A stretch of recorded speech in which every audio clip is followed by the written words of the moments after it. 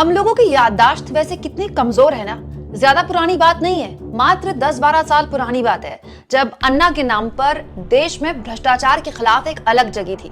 दिल्ली के रामलीला मैदान में अन्ना हजारे ने आंदोलन किया और पूरी की पूरी मनमोहन सरकार हिल गई। भ्रष्टाचार के मामले में मनमोहन सरकार पर इतनी खींचालेदर हुई कि पूरी की पूरी सरकार ही सत्ता से चली गई। दोस्तों, ये थी अनशन की ताकत। लेकिन देखिए ना, आज एक शख्स पिछले 18-19 दिन से लगातार अनशन कर रहा है, लेकिन ना तो हमें कोई फर्क है, ना तो सरकार को कोई फर्क है और ना ही हमें उनकी चिंता हो रही है। लेकिन इस पर ध्रुव राठी बोले हैं। दोस्तों, यूट्यूबर ध्रुव राठी ने किस तरह से मोदी सरकार के मंत्रियों को चेताया है, उन पर कटाक्ष किया है, मैं वीडियो में आगे आपको बताऊंगी। लेकिन सोनम वांगचुक, इनको लेकर इससे पहले भी दोस्तों मैं एक वीडियो बना चुकी हूँ। 18 दिन से सोनम वांगचुक लगातार अनशन कर रहे हैं, ठीक वैसे ही जैसे अन्ना हजारे अनशन कर रहे थे। सोनम वांगचुक का अनशन तो अन्ना हजारे के अनशन से भी आगे जा चुका है, लेकिन उसके बावजूद भी ना तो हमें फर्क है, ना मीडिया उनके अनशन को दिखा रहा है, और सबसे महत्वपूर्ण, सरकार तक उनसे बात नहीं कर रही। कोई कम्युनिकेशन अब तक सरकार से उनका नहीं हुआ है।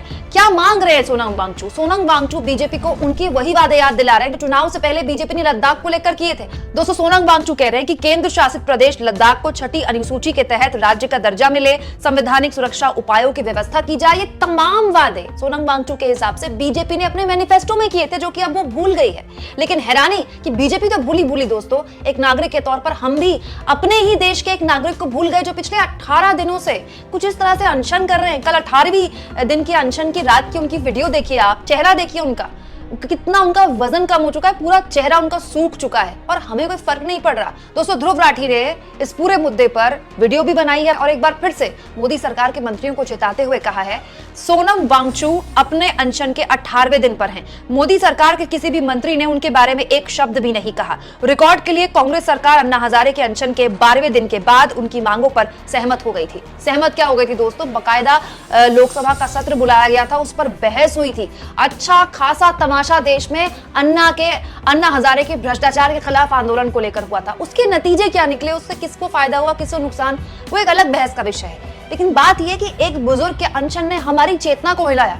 लेकिन एक शख्स जो अपने राज्य के पर्यावरण हितों के लिए पिछले 18 दिनों से अनशन पर भूखे प्यासे खुले आसमान के नीचे इतनी ठंड में बैठे हैं, जहां पर पानी तक बर्फ बन गया। रात में जो पानी अपने पास वो रखते हैं ना, सुबह दिखाते हैं कि देखिए ये बर्फ बन गया है। उसके बाद भी हमें कोई फर्क नहीं पड़ रहा है। क्या हमारी चेतना भी बर्फ बन गई है? दोस्तों, आप इस मुद्दे पर क्या सोचते हैं? कमेंट बॉक्स में जरूर लिखें, और जितना हो सके चैनल को शेयर करें, सब्सक्राइब करें, और थैंक्स और ज्वाइन के ऑप्शन से अगर आप चाहें तो कुछ आर्थिक मदद भी चैनल की कर सकते हैं।